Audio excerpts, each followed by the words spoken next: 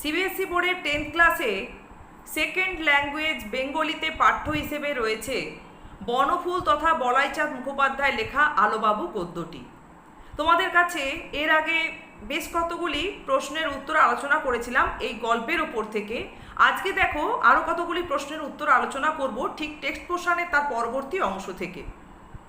তোমরা টেক্সটটাকে যদি একটু ভালো করে পড়ো তাহলে দেখবে যে অনেকগুলি লাইন ধরেই হয়তো প্রশ্ন হতে পারে, কিন্তু তার উত্তরটা কিন্তু এক জায়গাতেই সীমাবদ্ধ রয়েছে।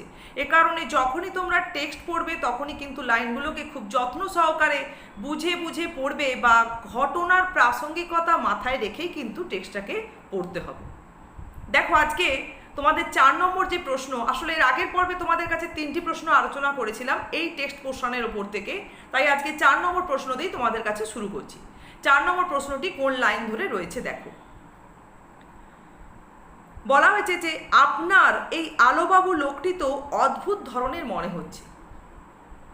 এখানে আলোবাবু প্রসঙ্গে কার এ ধরনের ধারণা বা কে মনে করেছেন আলোবাবু লোকটি অদ্ভুত ধরনের?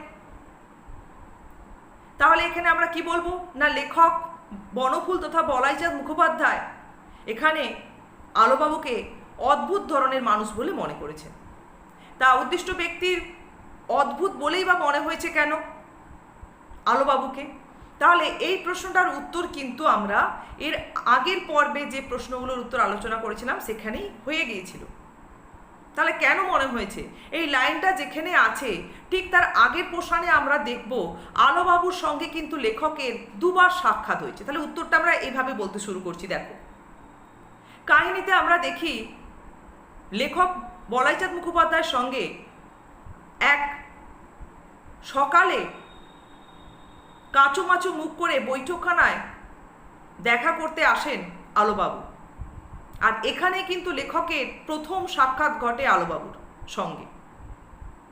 দেখা যায় একটি পাখি পেশেন্ট নিয়ে উপনীত হয়েছিলেন, তার পায়ে একটি ছোড়া দড়ি বেঁধে তাকে নিয়ে গিয়েছিল বলে তার পায়ে আঘাত লেগেছে, এই ধারণার বশবর্তী হয়েই কিন্তু আলোবাবু সেই পাখিটির চিকিৎসার জন্য লেখকের কাছে এসেছিলেন। তাই এখানে পাখিটিকে পোষার কোনো ইচ্ছা নেই, পাখিটি সুস্থ হয়ে গেলে তিনি পাখিটিকে ছেড়ে দেবেন। কথোপকথনের মধ্য দিয়ে কথাটাও উঠে আসে। তাহলে এখানে আলোবাবু সেই পাখি পেশেন্ট বা পাখিটির প্রতি যে অনুভূতি বা পাখিটি কেন্দ্রিক যে তার চিন্তাভাবনা লেখকের কাছে প্রকাশ পেয়েছিল, সেটাও একটা লেখকের কাছে বড় বিষয় হয়ে দাঁড়িয়েছিল। কেননা পরবর্তী অংশে দেখি যে অবিনাশবাবুর বাড়িতে যখন দ্বিতীয়বার সাক্ষাৎ পান লেখক এই আলোবাবু ব্যক্তিটি, তখন আলোবাবু অবিনাশবাবুর বছর 10 ছেলে বিনুর পালিত কুকুরের চোখভর্তি পিছুটি পরিষ্কার করছিলেন ভিজে তুলো দিয়ে। এবং আলোবাবু এটাও জানান যে কুকুরদের সবসময় বেঁধে রাখলে চলে না, তাদের সঙ্গে খেলাও করতে হয়। এবং বলতে বলতে তিনি কুকুরটির মুখের কাছে টুসকি দিতে থাকছিলেন আর কুকুরটিও তার সঙ্গে লেজ নেড়ে নেড়ে খেলা করছিল। তাহলে এখানে কুকুরটির প্রতি তার যে মমত্ববোধ বা তার যে চিন্তাভাবনাও প্রকাশ পেয়েছে, এই দুটি ঘটনার পরিপ্রেক্ষিতে বা এই দুবার সাক্ষাতের মধ্যে দিয়ে কিন্তু লেখক আলোবাবু ব্যক্তিটিকে একটু অদ্ভুত বলেই মনে করেছেন, আর সেই বিষয়টি তিনি অবিনাশবাবুর কাছে উপস্থাপন করেছেন।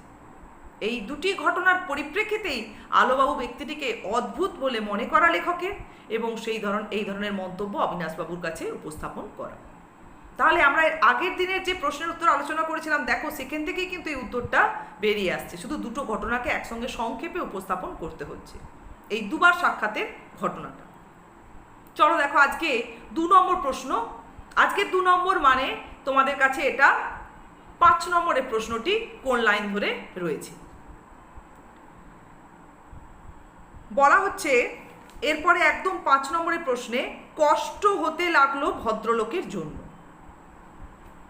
তাহলে এখানে ভদ্রলোকটিকে প্রথম যে প্রশ্ন রয়েছে, ভদ্রলোক হচ্ছে বনফুল তথা বলাইচাঁদ মুখোপাধ্যায়ের লেখা আলোবাবু গদ্যটির কেন্দ্রীয় বা মুখ্য চরিত্র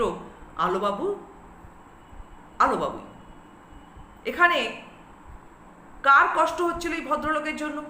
না, লেখক বলাইচাঁদ মুখোপাধ্যায় এখানে আলোবাবুর জন্য কষ্ট অনুভব করেছিলেন।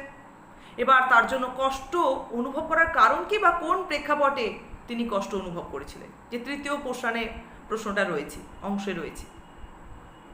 তাহলে তৃতীয় ক্ষেত্রে আমরা দেখব যে কাহিনীতে, তৃতীয় প্রশ্নের যে উত্তরে আমরা বলবো যে কাহিনীতে লেখক বলাইচাঁদ মুখোপাধ্যায় একবার পাখি পেশেন্ট নিয়ে আসা আলোবাবুর যেভাবে তার পাখিটির প্রতি অনুভূতি বা চিন্তাভাবনা প্রকাশ করেছিলেন, এবং দ্বিতীয়বার সাক্ষাতের ক্ষেত্রে অবিনাশ বাবুর বাড়িতে যেভাবে কুকুর ছানার প্রতি তার মমত্ববোধ লক্ষ্য করেছিলেন, তাতে লেখক আলোবাবুকে একটু অদ্ভুত ধরনের মানুষ বলেই মনে করেছিলেন। আর অবিনাশ বাবুও লেখকের সেই কথার প্রসঙ্গেই এই আলোবাবু ব্যক্তিটির যে স্বভাব, তিনি যে স্নেহের কাঙাল, তিনি খুব গরিব এবং তিনি খুব সেবাপরায়ণ, তা এই স্বভাব তুলেও ধরেছেন এবং তার একটি কাজের ব্যবস্থা করে দেওয়ার কথা বলেছেন। সে কারণেই লেখক সিভিল সার্জনের সঙ্গে, যিনি তার বন্ধুস্থানীয়, একসঙ্গে পড়াশোনা করেছেন, তার কাছে আলোবাবুর একটি কাজের সুপারিশ করলে হসপিটালে প্রবেশনার ড্রেসার হিসেবে আলোবাবুর একটি কাজও জুটে যায়। কিন্তু কিছুদিন কাজ করার পর, প্রায় 1 মাস কাজ করার পরই দেখা যায় একটা বিপত্তি ঘটে গেল। আলোবাবু সেই হসপিটালে রুগীদের ঘা ধোয়ানোর কাজ করতেন নিয়ম মাফিক। হঠাৎই একদিন একটি রুগী, যার পায়ের ঘা সারছিল না, তিনি আলোবাবুকে একটি ওষুধ দেখিয়ে সেই ওষুধটি তার ঘায়ে প্রয়োগ করার কথা বলেন, এবং তিনি এটাও জানান যে অন্যান্যদের এই ওষুধে নাকি এই রোগ সেরে গেছে। আলোবাবুর যে স্বভাব, মানুষের কষ্ট দেখতে না পারা তার মধ্যে তো ছিলই, যে কারণে সেই স্বভাব বশতই কিন্তু আগু পিছু কোনোভাবে বিবেচনা না করে, অর্থাৎ কিছুটা বলা চলে অবিবেচকের মতোই, রুগীর কথাতেই সেই ওষুধটি তার ঘায়ে প্রয়োগ করেন। দেখা যায় সঙ্গে সঙ্গে রুগীটি চিৎকার করতে থাকে যন্ত্রণায়। তখনই সেই হসপিটালে একটা হইচই পড়ে যায় এবং ডাক্তারবাবু ছুটে আসেন। কার অনুমতি নিয়ে কার্বলিক অ্যাসিড আলোবাবু ঘায়ে দিয়েছেন এটা জানতে চাওয়া হয়, কিন্তু আলোবাবু তখন আর কোনো কথা প্রকাশ করতে পারেন না। তিনি একটি ভুল কাজ করে ফেলেছেন ঠিকই, অবিবেচকের মতো, কিন্তু অন্যের ওপরে তিনি কিন্তু আর দোষ চাপাতেও যাননি। এবং এই বিষয়টা যখন খুব দুঃখের সঙ্গে, ক্ষোভের সঙ্গে আলোবাবু নিজেই লেখক বলাইচাঁদ মুখোপাধ্যায়ের কাছে উপস্থাপন করেন, তখন লেখকও কিন্তু মনে মনে বুঝতে পারেন যে আলোবাবু একটা অন্যায় কাজ করেছেন ঠিকই, কিন্তু তার অবিবেচকপূর্ণ মনোভাবের জন্য মনে মনে কষ্ট অনুভব করেন, যে মানুষটির উদ্দেশ্য কিন্তু কোনোভাবে অসৎ ছিল না, কোনো বিপত্তি ঘটানোর জন্য কিন্তু আলোবাবু এ কাজ করেননি, কিন্তু তার উপস্থিত বুদ্ধিহীনতা তার এই ধরনের একটা বিপত্তি জীবনে ডেকে নিয়ে এসছে। এ কারণে কিন্তু লেখক আলোবাবুর প্রতি এ ধরনের একটা অনুভূতি অনুভব করে, মনে মনে কষ্ট অনুভব করে। তাহলে আজকে তোমাদের কাছে একটু কম পোর্শনই হয়তো আলোচনা করা হলো, 2টি প্রশ্নের উত্তর আলোচনা করলাম, কিন্তু তোমরা দেখবে টেক্সট পোর্শনের মধ্যে অনেকগুলি লাইন রয়েছে, যে লাইন ধরে প্রশ্ন এলে কিন্তু আজকে যে এই 5 নম্বর প্রশ্নটি আলোচনা করলাম তার একই উত্তর হবে। যেমন ধরো তোমাদের টেক্সটে লাইন রয়েছে, একদিন আমার ল্যাবরেটরিতে এসে শুষ্ক মুখে বসে আছেন। এই লাইন ধরেও যদি প্রশ্ন আসে পাট পাট করে একই উত্তর, বা আমাকে দূর করে দিলে। এরপরে আরও একটা জায়গায় রয়েছে লাইন, ডাক্তারবাবু আমাকে দূর করে দিলে। দুটো লাইন ধরেই প্রশ্ন এলে কিন্তু উত্তর একই জায়গা থেকে আসবে। বা সে এক হই হই ব্যাপার, এ লাইন ধরে প্রশ্ন এলেও কিন্তু একই উত্তর। তাহলে আরও একটি লাইন রয়েছে, সত্যি অন্যায় কাজ করেছেন। তাহলে এতগুলি লাইন ধরে যদি প্রশ্ন আসে, ঘুরিয়ে ফিরে যেই প্রশ্ন আসুক না কেন, তোমরা কিন্তু দেখবে উত্তরটা, যে প্রশ্নের উত্তরটা এক্ষুনি আলোচনা করলাম, এই একই উত্তর।